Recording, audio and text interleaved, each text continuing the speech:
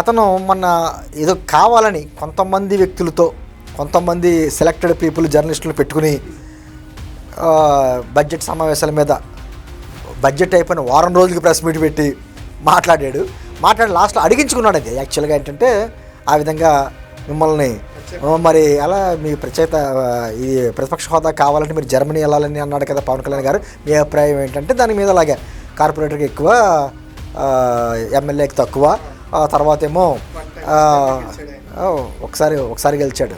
One time MLA కదండి, first time MLA. ఆ రెండింటికి డిఫరెన్స్ తెలియదు అతనికి అంటాడు. అతనికి అంటే వన్ టైం అడిగాడు కాబట్టి వన్ టైం ఇచ్చారు కాబట్టి ప్రజలు, అందుకని ఇంక మరోసారి మొన్నమొదటి టైం అతనికి లేదు, అందుకని అతను అలా మాట్లాడి ఉంటాడు. మనం ఏమంటున్నామంటే అంటే అసలు ఆ విధంగా మాట్లాడడానికి జగన్మోహన్ రెడ్డికి ఉన్న అర్హత ఏంటి? నువ్వు ఏమన్నా పవన్ కళ్యాణ్ గారికి మళ్ళీ ఏంటంటే ప్రజల్లోంచి వచ్చిన నాయకుడువా, ఆయనకి మళ్ళీ సొంతంగా పార్టీ పెట్టుకున్నావా, పార్టీ అధ్యక్షుడు దానికి నువ్వు పార్టీ ఏం పెట్టుకున్నావు? నువ్వు వ్యక్తిగతంగా పార్టీ పెట్టినోడు కాదు. ఒక ఆయన పెట్టుకున్న పార్టీని ముందు కొట్టేశావు, తర్వాత అతను వచ్చి అల్లరి చేసేటప్పటికి అతని దగ్గర కొనుక్కున్నావు. ఎవరో పెట్టిన పార్టీని కొట్టేసి కొనుక్కున్న పార్టీని ఇది.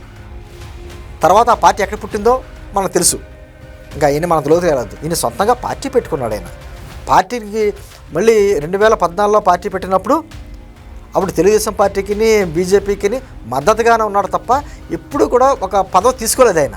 ఆ రోజున జగన్మోహన్ రెడ్డి ఏంటంటే తర్వాత దుష్టశక్తి అధికారంలోకి వస్తే రాష్ట్ర విభజన జరిగిన తర్వాత అనుభవం ఉన్నటువంటి చంద్రబాబు గారు ఉండాలి తప్ప జగన్మోహన్ రెడ్డి పొరపాటున వస్తే రాష్ట్రం సర్వనాశనం అయిపోద్ది అనేటువంటి విషయం తెలుసు కాబట్టి వీళ్ళిద్దరికి సపోర్ట్ చేసి వచ్చినాడు. ఆ రోజు ఏ పదవి ఆశించాల, పదవి కావాలంటే ఎవరా ఆ రోజున బ్రహ్మాండంగా ఇస్తారు. మోదీ గారు కావచ్చు, చంద్రబాబు ఏది కావాలో అడ్డ ఇస్తారు, తీసుకోలే. సరే 2019 పక్కన పెట్టండి, 2024 వచ్చేటప్పటికి 2019లో ఆయన స్వయంగా పోటీ చేసిన 2 స్థానాల్లో ఓడిపోయినా కూడా ఆయన పారిపోలా, ప్రజల్లో ఉన్నాడు, ప్రజల కోసం ఉన్నాడు, ప్రజల తరపున పోరాటం చేశాడు.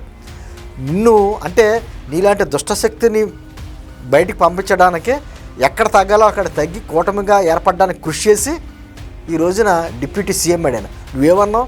అసెంబ్లీ గేట్ కూడా దాటనేమని అన్నావు, తాకనేమని అన్నావు, ఈరోజు అదే అసెంబ్లీలో ఆయన డిప్యూటీ సీఎం జగన్మోహన్ రెడ్డి చెంచల్గూడకి ఎక్కువ, తిహార్ జైలుకి తక్కువ.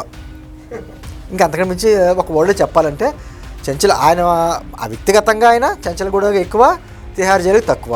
వారి పార్టీ అర డజన్కి ఎక్కువ, డజన్కి తక్కువ వాళ్ళకి వచ్చిన సీట్లు, అంతే కదా, ఇది వాస్తవమే కదా. మరి ఇంకే నువ్వు కనీసం 175 స్థానాల్లో పోటీ చేసి 11 స్థానాలు సాధించుకున్నావే, 21 స్థానాల్లో పోటీ చేసి 100% స్ట్రైక్ రేటుతో 21 స్థానాల్లో గెలిపించుకున్నటువంటి పవన్ కళ్యాణ్ గారు నువ్వు ఎలా అంటావు?